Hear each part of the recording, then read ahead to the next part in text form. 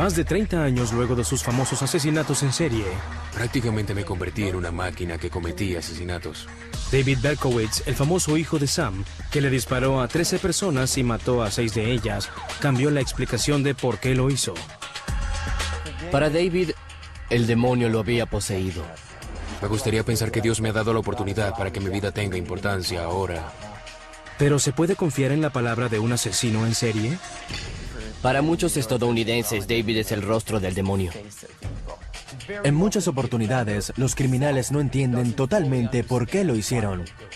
No creo que él espere que las personas lo perdonen. Quizá algunos lo hagan. Él sabe que el Estado nunca va a perdonarlo. Sin embargo, está seguro que Dios lo ha hecho y por esto él se ha perdonado. El enigma de David Berkowitz a continuación en Biografía.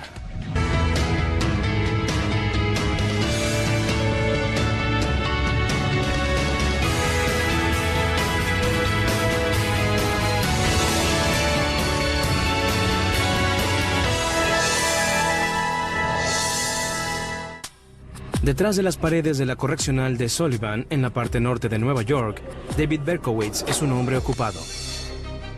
En el año 2006, Steve Fishman entrevistó a David para la revista New York. La conversión de David al cristianismo no ha tenido mucha importancia en el mundo cristiano. De una forma muy modesta ha tenido un mayor despliegue mediático que otros prisioneros. Ese despliegue incluye numerosas entrevistas de radio, un libro, así como también páginas web que presentan los diarios personales de David en Internet. Para aquellos que vivieron el terror y el derramamiento de sangre de los asesinatos del hijo de Sam, Berkowitz es un tema difícil de aceptar. Este es un sujeto que ha sido condenado a prisión durante 365 años y va a decirles a los jóvenes cómo vivir. En la ciudad de Nueva York, entre los años de 1976 y 1977, este mismo hombre estaba persiguiendo mujeres jóvenes, mató a 5 damas, a un hombre e hirió gravemente a otros 7. Creo que la ciudad estaba aterrada, me imagino más que para el 11 de septiembre. Engañó a la policía y a la prensa con cartas desquiciadas. Luego de que empezó, no pudo controlarse. Todos pensaban que podían conseguirse al sujeto en cualquier lugar. Iba a seguir haciéndolo hasta que lo atrapáramos porque no había ninguna indicación de que dejaría de matar. Fue un verdadero infierno. Meses de arduas investigaciones, 300 oficiales trabajando todo el día y finalmente una infracción de tránsito los llevó hasta la puerta de la casa de David. Sin tiroteo, ni alboroto alguno. Ya me atraparon. Ya tienen al hijo de Sam. No había ninguna persona en Nueva York para agosto de 1977 que no supiera quién era David Berkowitz luego de que fue capturado. Creo que fui la primera reportera que lo vio. Era una persona muy ordinaria. Y al verle el rostro, podrías pensar que era inofensivo. Era una persona tranquila, reservado, siempre tenía una sonrisa en el rostro. Desde el arresto en agosto de 1977, David Berkowitz ha ofrecido una variedad de explicaciones de por qué cometió los asesinatos, pero también se ha retractado. Y luego ves que muchas personas presentaron diferentes teorías sobre el hijo de Sam. Y David invariablemente estuvo de acuerdo con algunas. 30 años más tarde, después de cometer los crímenes, David parece haber llegado a otra conclusión. Tienes que oír lo que dice con cierto escepticismo, porque los acusados criminales en general y los asesinos en serie en particular siempre mienten. A decir verdad, no creo que David esté diciendo mentiras. Pero no sé si alguien que ha hecho algo así asume realmente lo que ha realizado. Las sorprendentes revelaciones de una de las mentes criminales más polémicas del mundo. Un asesino en serie de este tipo comienza 10, 15 y hasta 20 años antes en la mente del individuo, en las fantasías y cuando sueña despierto. En junio de 1953, Pearl y Nathan Berkowitz del vecindario de Soundview, en una parte del Bronx, adoptan un niño de 3 años. Le colocan el nombre de David Richard Berkowitz. En uno de los primeros recuerdos de David, sus padres le explican su adopción y le dicen que su madre biológica murió cuando estaba dando a luz. Cada vez que él y sus padres pasaban por el tribunal del condado de Bronx, donde estaba el tribunal testamentario, señalaban hacia allá y le decían que fue donde el juez los recompensó con él porque ellos lo amaban más que a nadie en el mundo. Pero Nathan Berkowitz fue un padre ausente, trabajando largas horas en la ferretería mientras que Pearl se quedaba en casa criando a David. Sus padres consentían demasiado a su único hijo, pero David dice que desde la infancia él sintió que algo estaba mal, era algo que no podía expresar. Mis padres tenían mucha esperanza en mí. Intentaron criarme lo mejor que pudieron. Me alimentaron y me vistieron y me amaron mucho. Pero algo dentro de mí no respondía a ese amor, que me alejaba. Era muy autodestructivo. David era más grande que los niños de su edad y algunas veces actuaba como un bravucón. Como represalia se burlaban de él porque era adoptado. Y de algún modo, saber que era adoptado lo hizo sentir que no era para nada auténtico desde el primer día que se enteró. Además de avergonzarse por ser adoptado, David expresó que sentía culpa de que su nacimiento hubiese causado la muerte de su madre biológica. Años después, un psiquiatra le explicó a David que estos sentimientos que tenía en su infancia eran un papel fundamental en los asesinatos en serie de las mujeres. El médico le sugirió que más bien era que la madre lo había abandonado. David detestaba la escuela y luego de clases corría hacia su casa para estar con su cariñosa madre. Y mientras David la adora, también comienza a atacarla verbalmente y a echarle la culpa de ciertas cosas. Lo describió de este modo. Yo era muy cruel, ¿entienden? Y también era malo con ella. Se refiere a su madre adoptiva, le lanzaba objetos y la insultaba. En secreto, envenenó a la mascota de su madre para eliminar al rival con el que competía por el cariño de su madre. David dice que ella nunca sospechó. El hecho de haber matado a la mascota de su madre fue interpretado como una forma de vengarse de su madre. A mí me pareció que mató a un animal al que tenía fácil acceso porque sentía ganas de matar. Pearl se dio cuenta de que algo no estaba bien con su hijo. Por lo tanto, cuando David tenía 10 años, lo llevó con un psicólogo infantil. Berkowitz tuvo una infancia problemática. No fue tan difícil como la de otras personas, pero se enfrentó a muchas dificultades para ajustarse. Tenía problemas con sus amigos en la escuela y en la casa. Pero ya era un niño reservado que no permitía que nadie entrara a su mente. Porque en esta etapa la mayoría de los problemas del criminal están en su mente. Generalmente no revelan qué están pensando. Decía que en las noches se escapaba por la ventana, bajaba la escalera de emergencia y deambulaba por las calles de Nueva York cual vagabundo. Los paseos nocturnos de David continúan siendo un secreto. En 1966, a los 13 años de edad, David celebró el Bar Mitzvah, pero lo que debía ser un momento muy alegre en su vida, no tuvo mucho significado para él. No soy un judío orgulloso, escribe más tarde. Se supone que los judíos son sinceros, cumplen las leyes y respetan a los padres. Yo no soy nada de eso, sino que soy una desgracia. Se sentía muy incapaz. Es uno de los principales factores para comprender la psicología de una persona. No explica la razón de por qué alguien comete unos asesinatos en serie o sexuales. Sin embargo, es una pieza importante para comprenderlos. Una noche, luego de haber celebrado el Bar Mitzvah, en un ataque de ira adolescente, David le dice algo cruel a su madre de lo que luego se arrepiente. Ella estaba preparando la cena y él le gritó, te odio, ojalá te mueras. Y básicamente fue la última vez que la vio con vida. Nadie sabe que tenía cáncer de mama en una etapa muy avanzada y cuando estaba cenando, se desmayó. A Pearl le habían realizado una mastectomía 3 años antes de que David naciera. Luego el cáncer volvió y le cobró la vida. David quedó devastado. Yo era mucho más apegado a mi mamá que a mi papá. Él siempre tenía que trabajar todo el tiempo, 6 días a la semana, no era su culpa. Obviamente cuando ella murió lo perdí todo. Luego de la muerte de Pearl, David y su padre se mudaron a un nuevo complejo habitacional en el Bronx, la Co-op City, que crecía cada vez más. Es un nuevo comienzo para los dos. Pero allí, más solo que nunca, los paseos secretos de David se volvieron destructivos. Cometía vandalismo menor e inició varios incendios. Pero nunca fue atrapado cometiendo las fechorías. Si hubiese sido arrestado, le habría llamado la atención al sistema judicial o al menos a otras personas que se habrían dado cuenta de que tenía un importante componente antisocial y era un factor bastante peligroso que ocultaba con esa apariencia de muchacho tranquilo, tímido, torpe y extraño. David le ocultaba todo a su padre a medida que se alejaban cada vez más. Mi papá me lloraba y me suplicaba que hablara con él, y decía, no te conozco, eres mi hijo, pero pareces un extraño. Y eso era, no sé por qué, pero siempre había una especie de bloqueo. No quería compartir nada de lo que tenía en la mente y en el corazón. Era como un libro cerrado, era eso. David era un gran holgazán y a duras penas se graduó en la secundaria Christopher Columbus. En 1971, Nathan vuelve a casarse y David, de 18 años de edad, se enlista en el ejército. Berkowitz se unió a la milicia y visualizó que iría a Vietnam. Quizás sería un héroe de guerra y haría algo muy importante allá. Pero en lugar de eso, fue destacado en Corea. Allí se entrena como un buen tirador del ejército y usa el rifle M16. Creo que su entrenamiento militar fue relevante para este caso.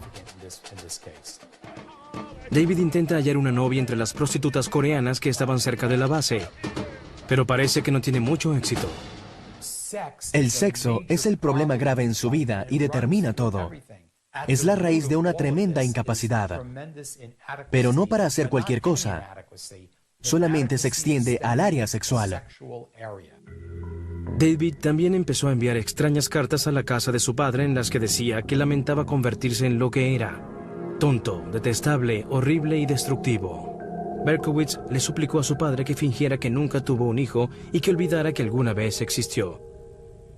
En 1973, el ejército transfiere a David, que tenía 20 años en esa época, a Estados Unidos, específicamente a Fort Knox, Kentucky.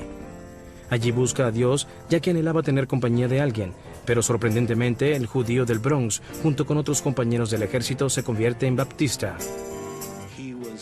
Estaba muy impresionado por la forma como las familias se reunían los domingos y rezaban juntos. Él tenía muchas ganas de formar parte de este grupo. El 24 de junio de 1974, el ejército le da la baja con honores a Berkowitz. Regresa a su casa en la ciudad de Nueva York y nunca asiste a otro servicio baptista. Al poco tiempo, su padre Nathan es asaltado en la ferretería. Nat decide que es el momento de retirarse y salir de Nueva York con su nueva esposa. Su padre se mudó con su nueva esposa a Florida, por lo que David quedó solo. Estaba perdiendo... Sin lugar a dudas, estaba perdiendo el control. A los 21 años de edad, David se muda solo a un apartamento cerca de Co-op City y halla un empleo a tiempo completo como guardia de seguridad de un depósito en los muelles del oeste de Manhattan. Vive y trabaja solo en una de las ciudades más pobladas y ajetreadas del mundo. Vuelve a recordar a la madre biológica que nunca conoció y cuya muerte lo amenazaba muchas veces en los temores que tuvo en la infancia. Al poco tiempo revela el misterio de quién era realmente. Lo que la gente intenta hacer en un caso como el de Berkowitz es buscar un suceso decisivo o traumático que ocurrió en la vida de una persona y de ese modo concluir que ese suceso lo llevó a convertirse en un asesino en serie, y nada podría estar más lejos de la verdad. 1975, en la ciudad de Nueva York, balanceándose al punto de la bancarrota, con la basura que se desbordaba y el Bronx quemándose con tantos incendios, los bomberos no podían apagarlos a todos. Para David Berkowitz, de 21 años, es el comienzo de una época muy reservada y a la vez agitada. Él inició 1.488 incendios que documentó con mucho cuidado en su diario. ¿Por qué los individuos planifican incendios de este modo? Porque pueden obtener un gran sentido del poder, dominación y control simplemente incendiando algo. Durante el día, él investiga para descubrir exactamente de quién es hijo. Asistió a una de estas reuniones a favor de los movimientos de adopción y le contó la historia de cómo su madre murió cuando lo estaba trayendo al mundo y que él tenía un padre. Entonces todos empezaron a reírse y David les reclamó: ¿de qué se ríen? Es toda una tragedia, mi madre murió. Y le contestaron: amigos, lo que nos dicen a todos. Finalmente, David supo la verdad gracias a su padre adoptivo. La madre biológica de David estaba viva. David quedó muy sorprendido. La culpa que sintió cuando era un niño por el hecho de haberle causado la muerte a su madre biológica era totalmente infundada. En los papeles de adopción aparece el nombre que le pusieron al nacer, Richard David Falco, y los nombres de sus padres biológicos, Betty y Tony Falco. Intenta localizarlos durante meses, pero no halla nada. sino cabos sueltos. Frustrado y solo, David, que una vez intentó buscar consuelo en la religión, dijo que se uniría a un culto satánico. El mismo culto por el que cometió unos homicidios, según señaló más tarde. En el caso de alguien como Berkowitz, realmente no puedes confiar en lo que dice. Tienes que intentar oírlo, pero tienes que pensar que hay algo más porque las personas como él mienten constantemente. David manifiesta que se conecta fácilmente con las fuerzas oscuras que el grupo adora. Luego realizó un pacto de sangre para servir al demonio. Grité el nombre de Lucifer una y otra vez y lo invoqué varias veces. Decía, Sol de la mañana y del príncipe, mi Señor, ven a mí en este momento. Toma control de este servidor. Y sentí que me estaba desprendiendo de mi personalidad y que, de algún modo, estaba surgiendo algo más. David alega que el grupo le hizo sentirse como que pertenecía a una familia, así que con ansias aceptó todas las ideas. E incluso si creyéramos que participó en un culto de adoradores del demonio, David llevó todo eso al extremo. Al mismo tiempo, continúa buscando a sus padres biológicos. Luego de un año, tuvo éxito. Halla el número telefónico de su madre biológica, Betty Falco, y la llama. Las expectativas de David aumentan. Lo que pensó que sería un momento glorioso porque había hallado a su madre verdadera viva y en el que se abrazarían muy cariñosamente, resultó ser uno de los momentos más decepcionantes si no fuese el peor de todos. David fantaseó con que su madre era hermosa, pero la persona con la que se reunió resultó ser ordinaria. Alguien a quien él describe como una mujercita temerosa y nerviosa. Betty Falco se disculpó mucho por haberlo abandonado y lo llamó su pequeño Richie. Recuerdo que la imitó y dijo, oh Richie, lo lamento mucho. Usó una voz un tanto chillona y se puso las manos sobre los oídos mientras intentaba gritar del modo como recuerda que ella lo hizo. Oculta que está desilusionado y le dice a Betty que la ama y que la perdona porque seguro tuvo buenas razones para darlo en adopción. Luego Betty Falco le revela a David que Tony Falco no es su verdadero padre. Esta mujer también tenía sus secretos. Cuando Betty Brother, la hija de unos judíos pobres inmigrantes, se casó con Tony Falco, aún era adolescente. Al poco tiempo después, dio a luz a su primera hija, Rosalind. Después Tony dejó a Betty por otra mujer. 8 años más tarde, Betty comenzó una aventura que duró mucho tiempo con Joseph Kleinman, un empresario judío casado y con hijos. En 1953 nació David, pero Kleinman se negó a apoyar a un hijo ilegítimo. Betty pensó que no tenía más opciones y arregló todos los papeles para darlo en adopción. En ese momento de su renacimiento imaginado, se entera que se había entrometido en la vida de estas dos personas porque simplemente habían tenido relaciones sexuales. Pero David continúa ansioso por conocer a su nueva familia. Visita a Betty varias veces en su casa en Coney Island y se reúne con su media hermana en su apartamento de Queens. Su hermana parecía esforzarse para intentar compensar todas aquellas cosas que él no había tenido y que él se moría por creerlo. Estaba consciente de que era falso, que él era una especie de ser humano falso, era adoptado. Sin embargo, David nunca compartía lo que sentía con nadie. Gradualmente, las visitas disminuyen y luego terminan. Más tarde escribe, me estaban dando muchas ganas de matar a mi familia biológica. Luché bastante para no convertir en acciones estos pensamientos, por lo que me alejé de todos. Años más tarde, David coincide con un psiquiatra en que este acontecimiento decisivo estaba detrás de sus asesinatos en serie. Como había conocido a su media hermana, la hija, la hermana que no había sido dada en adopción, y luego eso se convirtió en una verdadera fuente de rabia y problema para él. Y al poco tiempo, David sale a buscar muchachas jóvenes como sus víctimas. No creo que tenga mucha importancia. Quizá lo molestó hasta cierto punto. Probablemente despertó muchos conflictos en él. Pero no le doy mucho peso a este suceso y no creo que haya sido lo que causó todo esto. En la víspera de Navidad de 1975, David Berkowitz conduce al viejo vecindario y con él lleva un cuchillo. En la oscuridad, ataca a una completa extraña, una muchacha de 14 años. Él intenta acuchillarla a través del abrigo, pero la chica grita, se defiende y logra asustarlo. Accidentalmente, David se corta y huye en medio de la noche. Él se manchó de sangre. La adolescente no murió porque él no lo vio en el periódico. Así que llegó a la conclusión de que no era un modo eficiente para matar. Pero luego la muerte se puso a trabajar e intentó descubrir una manera de hacerlo. Luego cambió de cuchillos a armas, a las que conocía más porque había entrenado con armas en la milicia. Aunque David falla en el primer intento, luego dice que lo obligó a sentirse más relajado. Es cuando el asesino en serie está comenzando a surgir en él. Para el verano de 1976, en Nueva York se impone la moda de las discotecas. Mientras que las parejas bailaban y festejaban, David pasaba las noches solo en el trabajo como vigilante.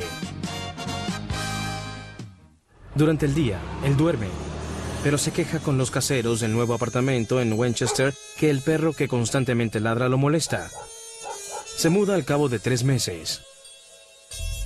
En ese momento, David renuncia al trabajo y se muda a un apartamento diferente en Yonkers, en la calle Pine, que tiene vista al río Hudson. Pero incluso cuando llega allá, pronto comienza a quejarse sobre otro perro que ladra.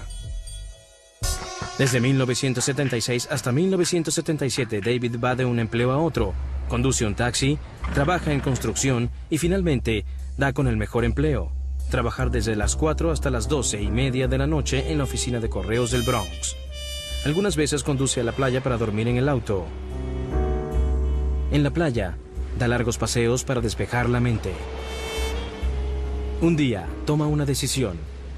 Y como lo explica luego en una carta: decidí que debía asesinar a una mujer para vengarse por todos los sufrimientos que me habían causado.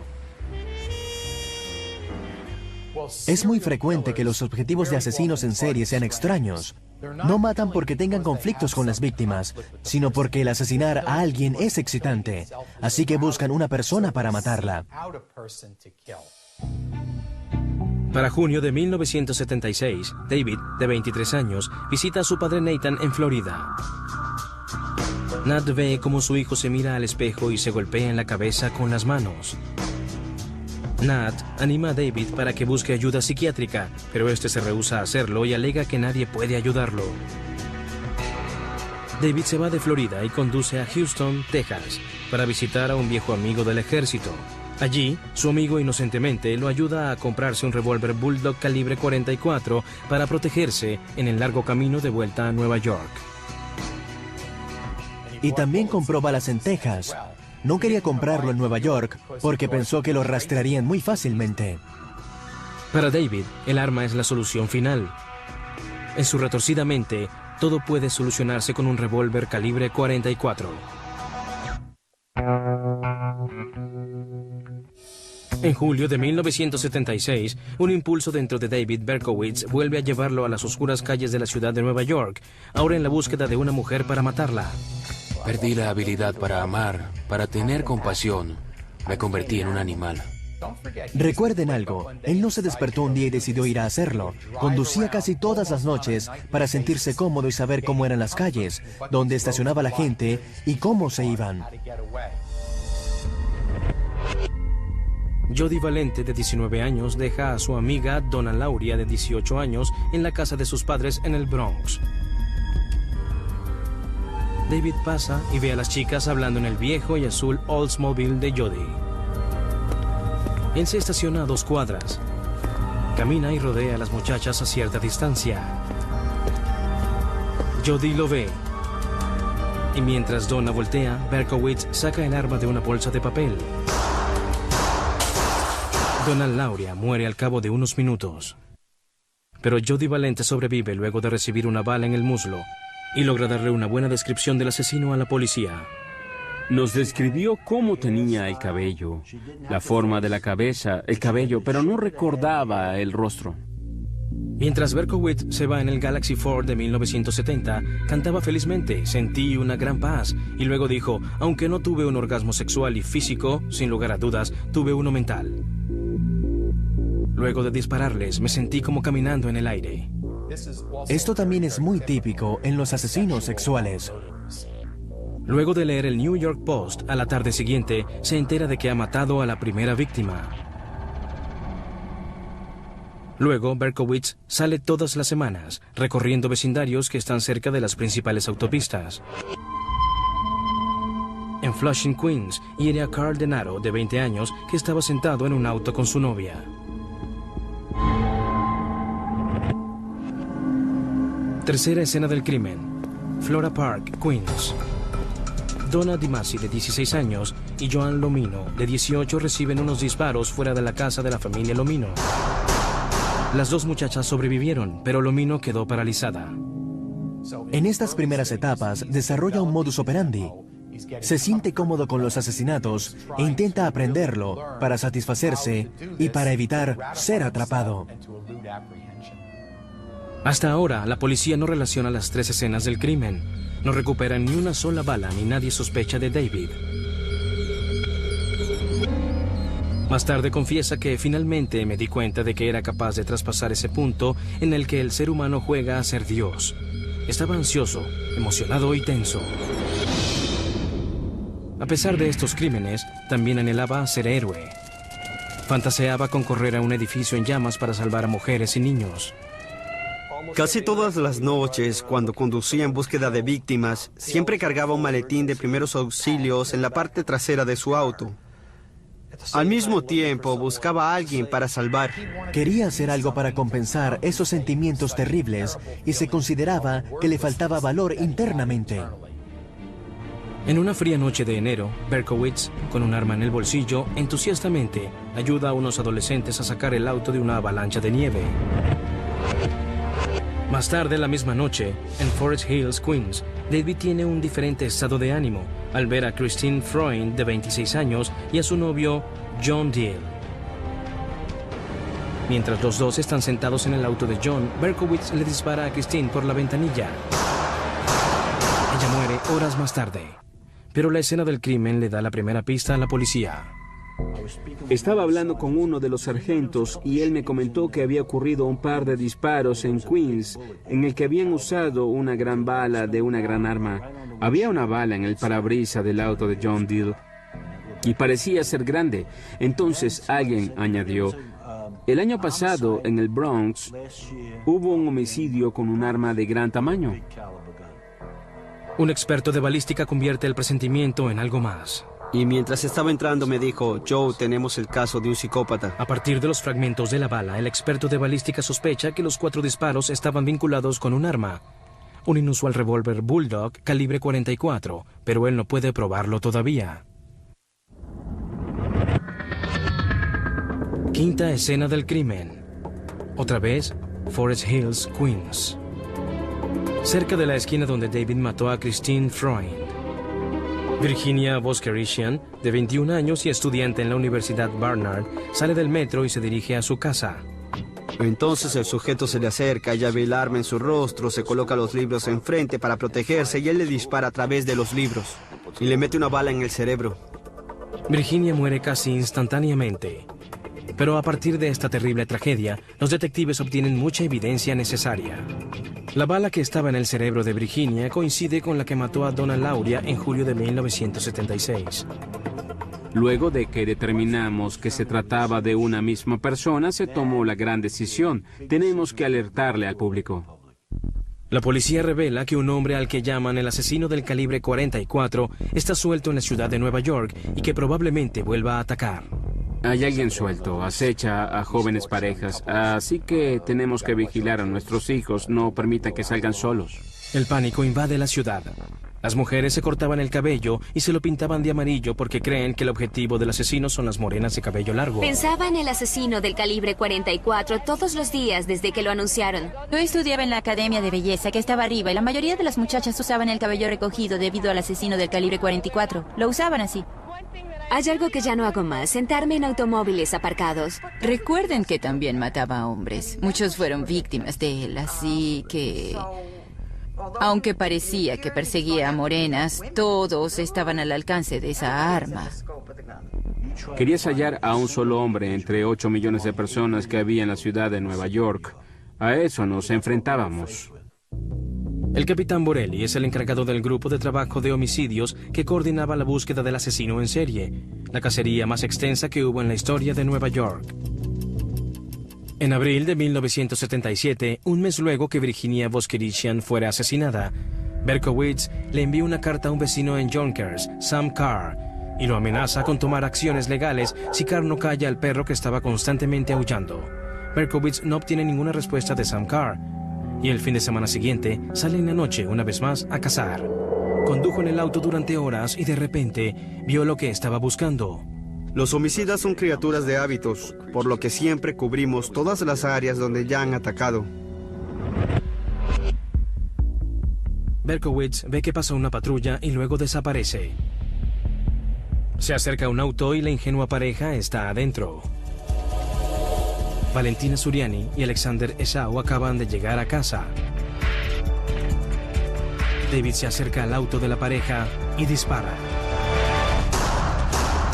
Los dos jóvenes mueren casi instantáneamente. David les deja una carta en el auto y se aleja. Y para mí esa fue la carta. Allí fue donde cometió el primer error. Estimado capitán Joseph Borelli, me lastimó el decir que odio a las mujeres, pues se equivoca. Ya que soy un monstruo, soy el hijo de Sam, soy simplemente un mocoso.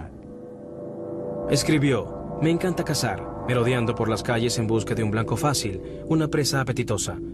No quiero matar más, no señor, no más, pero debo honrar al Padre. Quiero hacerle el amor a todo el mundo. Amo a la gente, pero no pertenezco a la tierra. David terminó la carta con una advertencia. Déjeme atormentarlo con estas palabras. Voy a volver, voy a volver. Cuando le escribes a la policía o a los medios de comunicación, esto hace que una persona insignificante e incapaz sea muy poderosa. Esta persona tiene maldad y adquiere fama. La prensa se enteró de la carta y entonces el asesino del calibre 44 pasó a convertirse en el hijo de Sam. Días más tarde, David escribe otra carta al vecino Sam Carr. Me doy cuenta de que no viviré en paz hasta que no termine con tu vida, le confiesa en esta carta. Una semana más tarde, David dispara y mata al perro de Sam Carr. Mientras tanto, un periódico de Nueva York intenta convencer al hijo de Sam que se entregue. David responde con una carta al estilo característico del hijo de Sam, directamente para Jimmy Breslin del Daily News.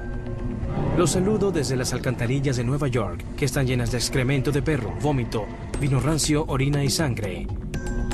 Aún estoy aquí cual espíritu que deambula en las noches.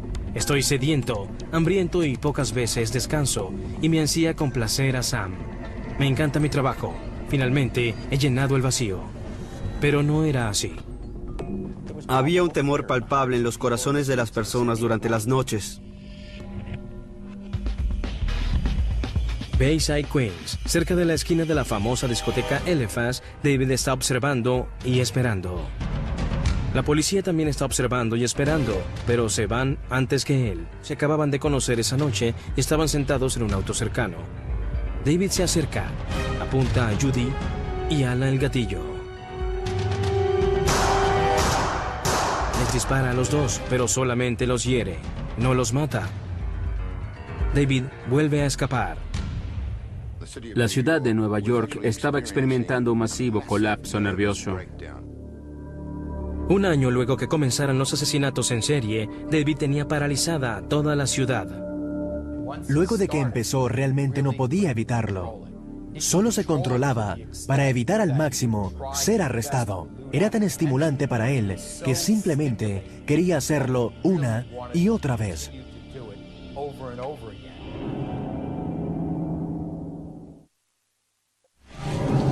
Julio de 1977, las víctimas del séptimo ataque del hijo de Sam en Bayside, Queens, sobreviven, pero ninguno puede identificar al que les disparó. Solamente recuerdan el destello del arma. En ese momento, la policía estaba desesperada, por lo que le pide a los neoyorquinos que los llamen en caso de que puedan darles una pista útil. Tuvieron que colocar 32 líneas para recibir las llamadas que nos hacían.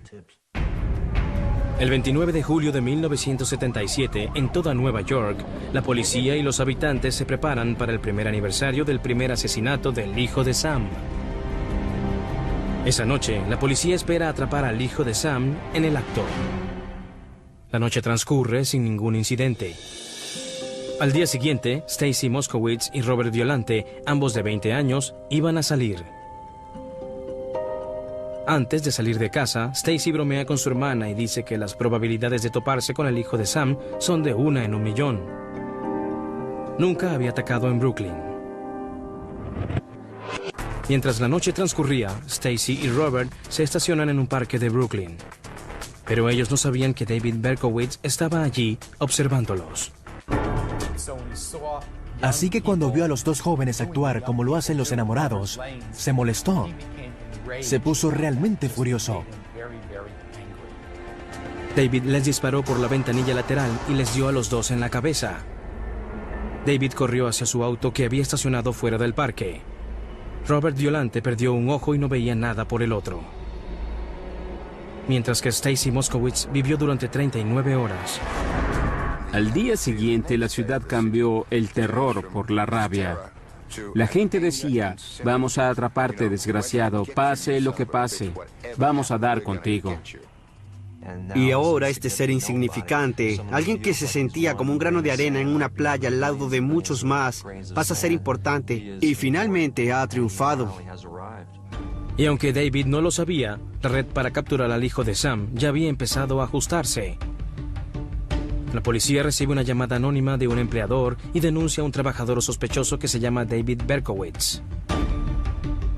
Luego, la noche que él mató a Stacy Moskowitz, a David le colocaron una infracción de tránsito por dejar el auto al lado de una boca de incendios, cerca de la escena del crimen. Cuando la policía finalmente rastrea el número de la placa en la infracción, el nombre de David Berkowitz vuelve a aparecer. Y de último, pero no menos importante, una carta de David lo delata. Sam Carr va a la policía a quejarse por un vecino raro que le ha estado enviando notas amenazadoras y que le mató al perro. Dicho vecino se llama David Berkowitz. Un equipo de detectives vigila el edificio donde vive David durante 6 horas, en espera de que llegue. Tenía el Galaxy Ford estacionado enfrente y en este claramente se veía un rifle semiautomático en el asiento trasero. Finalmente, David sale con una bolsa de papel y se sube al auto. En el asiento que está al lado estaba una bolsa marrón con el arma calibre 44 con que hizo todos los disparos. No presentó resistencia, ni gritó, ni hizo nada. Solo decía, ya me atraparon. David es llevado por la policía para ser interrogado. La prensa clamaba a ver al que aterrorizó a la ciudad durante más de un año. Creo que quizá fui la primera reportera que lo vio, y al verle la cara noté que era muy ordinario. Es decir, casi pensarías que era inofensivo. Tranquilo, reservado, tenía una gran sonrisa en el rostro. Parecía que estaba interesado en lo que pasaba a su alrededor. Berkowitz confiesa haber cometido todos los asesinatos del hijo de Sam y revela unos detalles que solamente el asesino podría conocer. David también le cuenta a la policía sobre un crimen más sangriento que pensaba cometer esa misma noche. Cuando Berkowitz fue arrestado, tenía una ametralladora. Había fantaseado con ir a una discoteca y dispararles a todos los que se encontraban allí. Si no hubiese sido detenido, era muy probable que hubiese llevado a cabo ese plan. Incluso luego de que David fue capturado, no podía dejar de sonreír. Es una celebridad. No había ninguna persona en Nueva York en agosto de 1977 que no supiera quién era David Berkowitz, luego de que fuera arrestado. Así que esta fue la primera vez en su vida que fue famoso. Era tristemente famoso. En una conferencia de prensa, el padre de David, que tenía 68 años, estaba perturbado. ¿Alguna vez pensó que posiblemente se tratara de David? No, claro que no. Luego de enterarse de que supuestamente era él, ¿qué fue lo primero que pensó? ¿Cómo reaccionó ante la noticia? Lloré. Esa noche, David explicó por qué se hacía llamar el hijo de Sam. Él le cuenta a la policía que el demonio se estaba comunicando con él a través del perro de Sam Carr, y él consideraba que este animal era el hijo de Sam Carr. Y según David, el perro lo mandaba a cometer asesinatos. Durante 8 meses, estuvo detenido en la sala de los prisioneros del Kings County Hospital en espera de una evaluación psicológica para ver si estaba mentalmente apto para ir a un juicio. En esta entrevista, David le da algunas explicaciones a un psiquiatra. Yo no tenía nada contra esas víctimas. ¿Quiénes eran para mí? Simplemente eran unas personas, no las odiaba ni estaba molesto con ellas. ¿Y por qué lo hiciste? Sam lo hizo a través de mí. Él me usó, me obligó a hacerlo. Les disparé por él, por sangre. Berkowitz no tenía empatía ni conexión. ni le importaba para nada a las víctimas. La barbaridad de sus crímenes lo convierte en el hombre más odiado en la ciudad de Nueva York. Luego de ver lo que le había pasado al ojo de mi hijo, deseé que le sacaran los ojos para que se los dieran a Robert.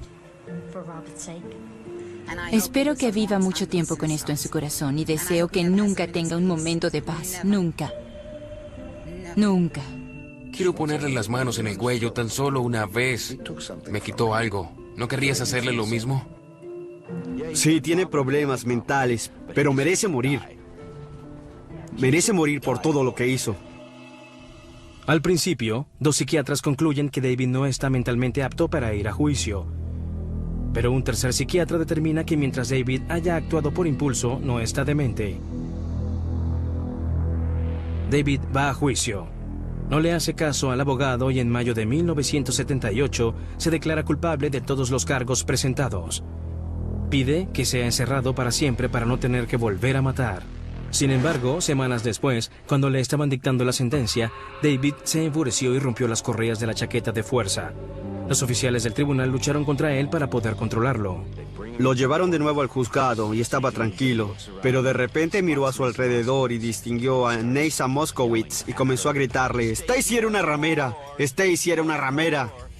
Antes que lo sacaran, Berkowitz grita: «Está bien, la mataría otra vez, los mataría a todos nuevamente». Neisa Moskowitz le gritaba: «Desgraciado, mataste a mi hija, te vas a suicidar». De manera sorprendente, más tarde, Berkowitz admite que estaba fingiendo para convencer a la gente que estaba poseído. Berkowitz es un experto en mentir. Te pone una trampa y si no te das cuenta, caes en ella.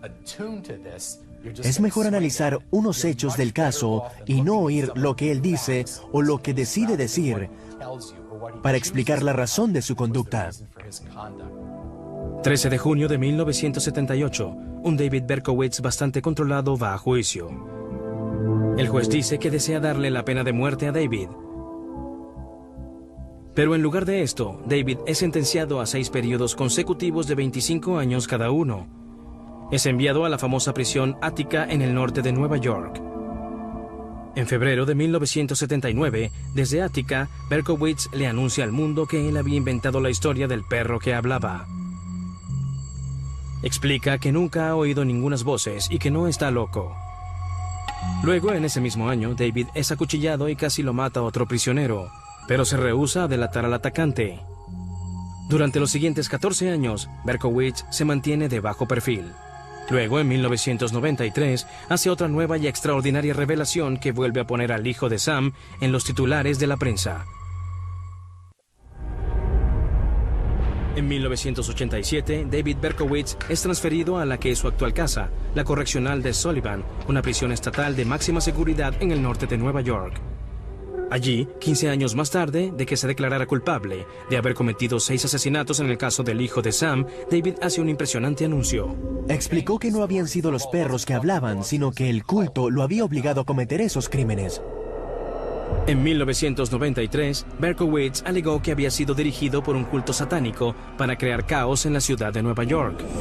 Sostiene que solamente disparó en 3 de los asesinatos y que en el resto había sido un simple cómplice. Sinceramente no sabía que la gente iba a morir ese día. Lamento mucho lo que ocurrió. Esa gente que no merecía perder la vida. Berkowitz señaló que se declaró culpable de todos los cargos para salirse del culto y proteger a su familia de una posible venganza. Los psicólogos forenses que habían analizado el caso de David consideraban que esta historia no es para nada creíble. A principios de la década de los 90, hubo un estallido de supuestos asesinatos cometidos por el culto satánico en Estados Unidos. Aparecían en todos lados. El FBI investigó las acusaciones en esa década y concluyó que no había ningún caso creíble en el país de asesinatos realizados por el culto satánico. David Berkowitz está paranoico. No es confiable, ni es el tipo de personas que se aceptaría en un grupo, ni es de los que compartiría la gloria con otro.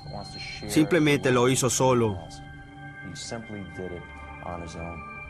David ha vivido en prisión más de lo que ha vivido libre. La prisión es un lugar de una oscuridad agobiante. Aquí no hay nada. Simplemente hombres solitarios y arruinados cuyos sueños han muerto. Es todo lo que hay aquí. Y en ese infierno, a finales de la década de los 80, David Berkowitz tuvo un despertar religioso que lo convenció de dedicar su vida a Cristo. David se convirtió en cristiano fundamentalista que no solo considera que la Biblia es una moraleja o una fuente de orientación moral, sino que también es la verdad. Ve que el mundo es una lucha entre el bien y el mal, entre el demonio y Dios. Amén.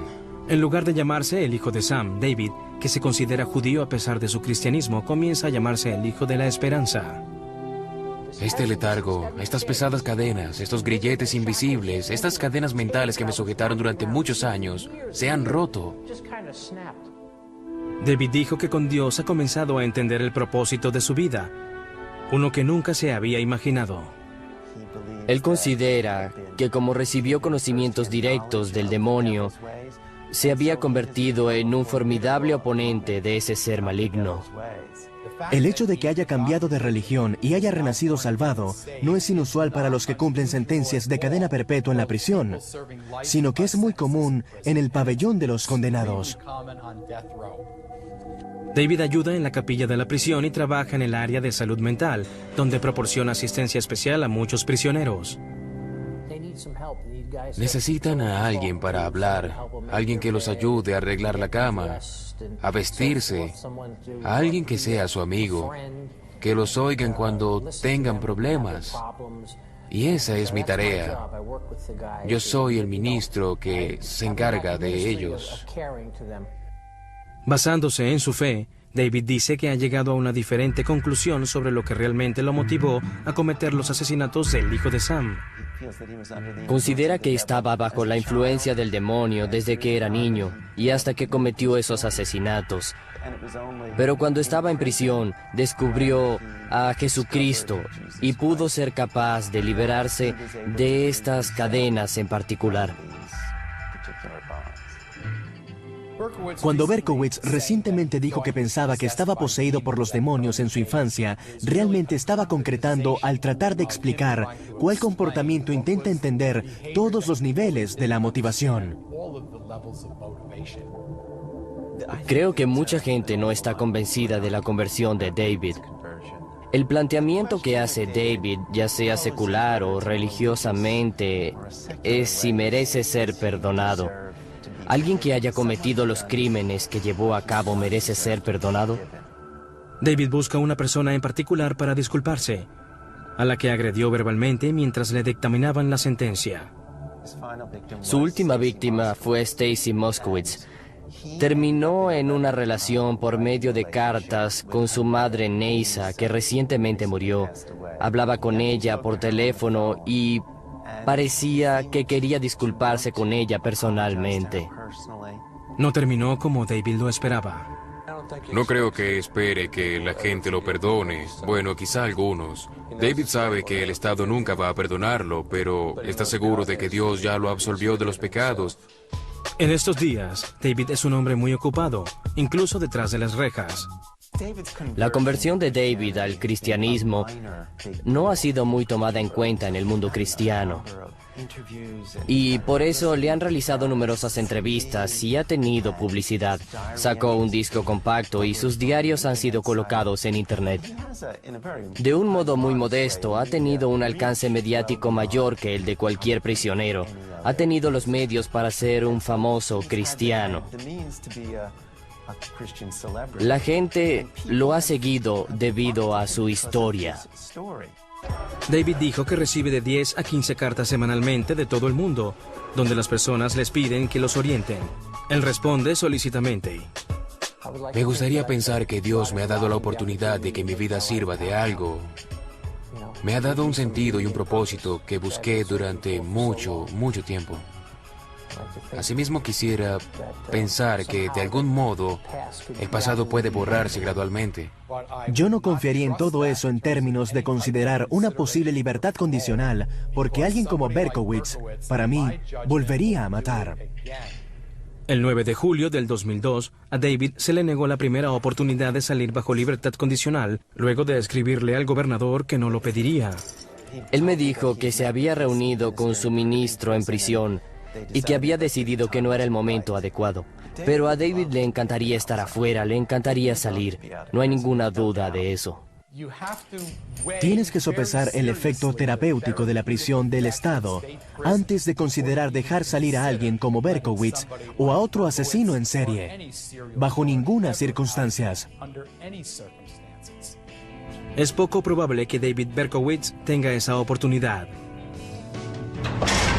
E irónicamente, quizá la prisión sea el lugar donde David tiene la mejor oportunidad de hacer algo bueno en el mundo, siempre que se garantice que nunca va a volver a ceder ante los sombríos impulsos del hijo de Sam.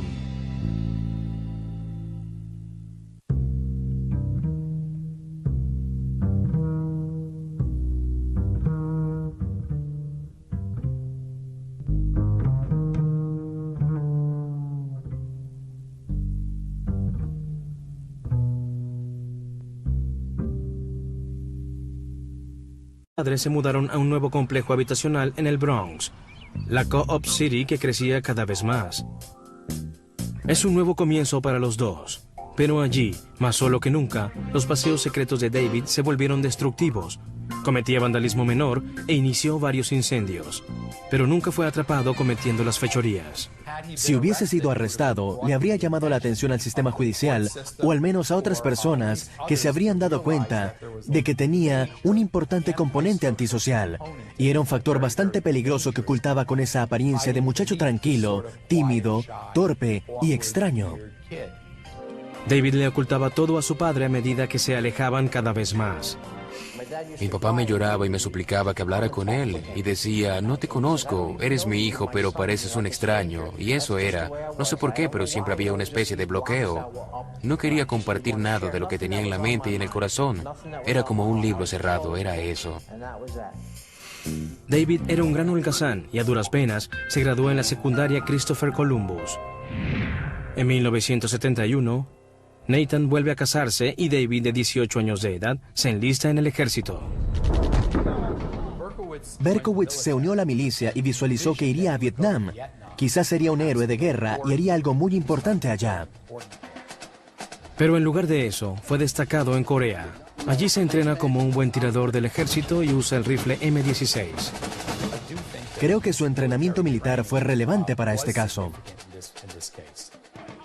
David intenta hallar una novia entre las prostitutas coreanas que estaban cerca de la base, pero parece que no tiene mucho éxito. El sexo es el problema grave en su vida y determina todo. Es la raíz de una tremenda incapacidad, pero no para hacer cualquier cosa. Solamente se extiende al área sexual. David también empezó a enviar extrañas cartas a la casa de su padre en las que decía que lamentaba convertirse en lo que era: tonto, detestable, horrible y destructivo. Berkowitz le suplicó a su padre que fingiera que nunca tuvo un hijo y que olvidara que alguna vez existió. En 1973, el ejército transfiere a David, que tenía 20 años en esa época, a Estados Unidos, específicamente a Fort Knox, Kentucky. Allí busca a Dios, ya que anhelaba tener compañía de alguien, pero sorprendentemente el judío del Bronx, junto con otros compañeros del ejército, se convierte en baptista. Estaba muy impresionado por la forma como las familias se reunían los domingos y rezaban juntos. Él tenía muchas ganas de formar parte de este grupo. El 24 de junio de 1974, el ejército le da la baja con honores a Berkowitz. Regresa a su casa en la ciudad de Nueva York y nunca asiste a otro servicio baptista. Había abandonado. David detestaba la escuela y luego de clases corría hacia su casa para estar con su cariñosa madre. Y mientras David la adora, también comienza a atacarla verbalmente y a echarle la culpa de ciertas cosas. Lo describió de este modo. Yo era muy cruel, ¿entienden? Y también era malo con ella. Se refiere a su madre adoptiva, le lanzaba objetos y la insultaba. En secreto, envenenó a la mascota de su madre para eliminar al rival con el que competía por el cariño de su madre. David dice que ella nunca sospechó. El hecho de haber matado a la mascota de su madre fue interpretado como una forma de vengarse de su madre. A mí me pareció que mató a un animal al que tenía fácil acceso porque sentía ganas de matar. Pearl se dio cuenta de que algo no estaba bien con su hijo. Por lo tanto, cuando David tenía 10 años, lo llevó con un psicólogo infantil. Berkowitz tuvo una infancia problemática. No fue tan difícil como la de otras personas, pero se enfrentó a muchas dificultades para ajustarse. Tenía problemas con sus amigos en la escuela y en la casa. Pero ya era un niño reservado que no permitía que nadie entrara a su mente. Porque en esta etapa la mayoría de los problemas del criminal están en su mente. Generalmente no revelan qué están pensando. Decía que en las noches se escapaba por la ventana, bajaba la escalera de emergencia y deambulaba por las calles de Nueva York cual vagabundo. Los paseos nocturnos de David continúan siendo un secreto. En 1966, a los 13 años de edad, David celebró el Bar Mitzvah, pero lo que debía ser un momento muy alegre en su vida, no tuvo mucho significado para él. No soy un judío orgulloso, escribe más tarde. Se supone que los judíos son sinceros, cumplen las leyes y respetan a los padres. Yo no soy nada de eso, sino que soy una desgracia. Se sentía muy incapaz. Es uno de los principales factores para comprender la psicología de una persona. No explica la razón de por qué alguien comete unos asesinatos en serie o sexuales. Sin embargo, es una pieza importante para comprenderlos. Una noche, luego de haber celebrado el Bar Mitzvah, en un ataque de ira adolescente, David le dice algo cruel a su madre de lo que luego se arrepiente. Ella estaba preparando la cena y él le gritó, te odio, ojalá te mueras. Y básicamente fue la última vez que la vio con vida. Nadie sabe que tenía cáncer de mama en una etapa muy avanzada y cuando estaba cenando, se desmayó. A Pearl le habían realizado una mastectomía 3 años antes de que David naciera. Luego el cáncer volvió y le cobró la vida. David quedó devastado. Yo era mucho más apegado a mi mamá que a mi papá. Él siempre tenía que trabajar todo el tiempo, 6 días a la semana, no era su culpa. Obviamente cuando ella murió lo perdí todo. Luego de la muerte de Pearl, David y su padre... La reportera que lo vio era una persona muy ordinaria. Y al verle el rostro, podrías pensar que era inofensivo. Era una persona tranquila, reservado, siempre tenía una sonrisa en el rostro. Desde el arresto en agosto de 1977, David Berkowitz ha ofrecido una variedad de explicaciones de por qué cometió los asesinatos, pero también se ha retractado. Y luego ves que muchas personas presentaron diferentes teorías sobre el hijo de Sam. Y David invariablemente estuvo de acuerdo con algunas. 30 años más tarde, después de cometer los crímenes, David parece haber llegado a otra conclusión. Tienes que oír lo que dice con cierto escepticismo, porque los acusados criminales en general y los asesinos en serie en particular siempre mienten. A decir verdad, no creo que David esté diciendo mentiras. Pero no sé si alguien que ha hecho algo así asume realmente lo que ha realizado. Las sorprendentes revelaciones de una de las mentes criminales más polémicas del mundo. Un asesino en serie de este tipo comienza 10, 15 y hasta 20 años antes en la mente del individuo, en las fantasías y cuando sueña despierto. En junio de 1953, Pearl y Nathan Berkowitz del vecindario de Soundview, en una parte del Bronx, adoptan un niño de 3 años. Le colocan el nombre de David Richard Berkowitz. En uno de los primeros recuerdos de David, sus padres le explican su adopción y le dicen que su madre biológica murió cuando estaba dando a luz. Cada vez que él y sus padres pasaban por el tribunal del condado de Bronx, donde estaba el tribunal testamentario, señalaban hacia allá y le decían que fue donde el juez los recompensó con él porque ellos lo amaban más que a nadie en el mundo. Pero Nathan Berkowitz fue un padre ausente, trabajando largas horas en la ferretería mientras que Pearl se quedaba en casa criando a David. Sus padres consentían demasiado a su único hijo, pero David dice que desde la infancia él sintió que algo estaba mal, era algo que no podía expresar. Mis padres tenían mucha esperanza en mí. Intentaron criarme lo mejor que pudieron. Me alimentaron y me vistieron y me amaron mucho. Pero algo dentro de mí no respondía a ese amor, que me alejaba. Era muy autodestructivo. David era más grande que los niños de su edad y algunas veces actuaba como un bravucón. Como represalia se burlaban de él porque era adoptado. Y de algún modo, saber que era adoptado lo hizo sentir que no era para nada auténtico desde el primer día que se enteró. Además de avergonzarse por ser adoptado, David expresó que sentía culpa de que su nacimiento hubiese causado la muerte de su madre biológica. Años después, un psiquiatra le explicó a David que estos sentimientos que tenía en su infancia eran un papel fundamental en los asesinatos en serie de las mujeres. El médico le sugirió que más bien era que la madre lo había... Al poco tiempo, su padre Nathan es asaltado en la ferretería. Nat decide que es el momento de retirarse y salir de Nueva York con su nueva esposa. Su padre se mudó con su nueva esposa a Florida, por lo que David quedó solo. Estaba perdiendo... Sin lugar a dudas, estaba perdiendo el control. A los 21 años de edad, David se muda solo a un apartamento cerca de Co-op City y halla un empleo a tiempo completo como guardia de seguridad de un depósito en los muelles del oeste de Manhattan. Vive y trabaja solo en una de las ciudades más pobladas y ajetreadas del mundo. Vuelve a recordar a la madre biológica que nunca conoció y cuya muerte lo amenazaba muchas veces en los temores que tuvo en la infancia. Al poco tiempo revela el misterio de quién era realmente, justamente mientras comienza a escalar su comportamiento criminal. Lo que la gente intenta hacer en un caso como el de Berkowitz es buscar un suceso decisivo o traumático que ocurrió en la vida de una persona y de ese modo concluir que ese suceso lo llevó a convertirse en un asesino en serie, y nada podría estar más lejos de la verdad. 1975, en la ciudad de Nueva York. Balanceándose al punto de la bancarrota, con la basura que se desbordaba y el Bronx quemándose con tantos incendios, los bomberos no podían apagarlos a todos. Para David Berkowitz, de 21 años, es el comienzo de una época muy reservada y a la vez agitada. Él inició 1.488 incendios que documentó con mucho cuidado en su diario. ¿Por qué los individuos planifican incendios de este modo? Porque pueden obtener un gran sentido del poder, dominación y control simplemente incendiando algo.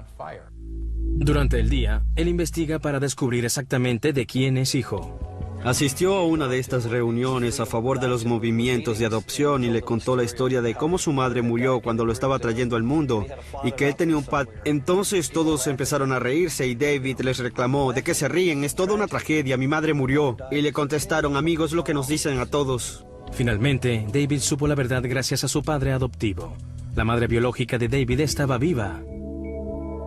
David quedó muy sorprendido. La culpa que sintió cuando era un niño por el hecho de haberle causado la muerte a su madre biológica era totalmente infundada. En los papeles de adopción aparece el nombre que le pusieron al nacer, Richard David Falco, y los nombres de sus padres biológicos, Betty y Tony Falco.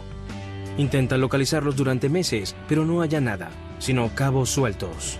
Frustrado y solo, David, que una vez intentó buscar consuelo en la religión, dijo que se uniría a un culto satánico. El mismo culto por el que cometió unos homicidios, según señaló más tarde. En el caso de alguien como Berkowitz, realmente no puedes confiar en lo que dice. Tienes que intentar oírlo, pero tienes que pensar que hay algo más porque las personas como él...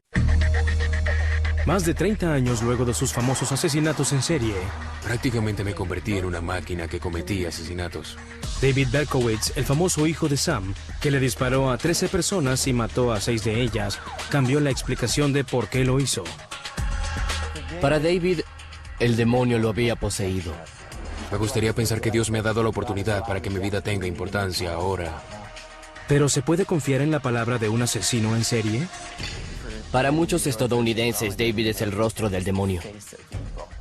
En muchas oportunidades, los criminales no entienden totalmente por qué lo hicieron. No creo que él espere que las personas lo perdonen. Quizá algunos lo hagan.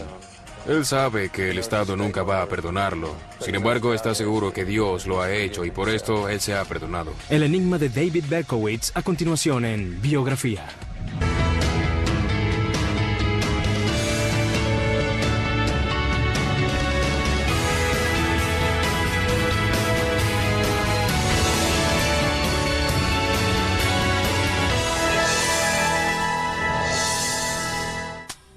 Detrás de las paredes de la correccional de Sullivan, en la parte norte de Nueva York, David Berkowitz es un hombre ocupado. En el año 2006, Steve Fishman entrevistó a David para la revista New York. La conversión de David al cristianismo no ha tenido mucha importancia en el mundo cristiano. De una forma muy modesta ha tenido un mayor despliegue mediático que otros prisioneros.